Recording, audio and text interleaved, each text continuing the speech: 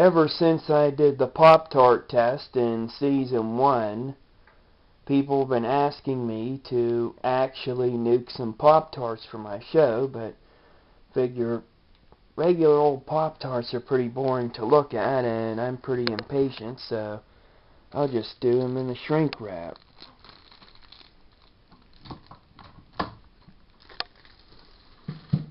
This will be my shortest ever time for microwaving something. 10 seconds.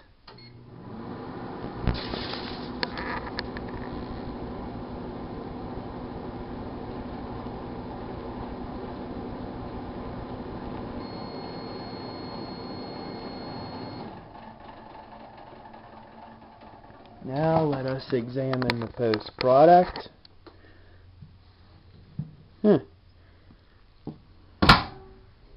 Nice and shrink wrapped. Still looks edible. Looks pretty safe. No worse than potato chip bags.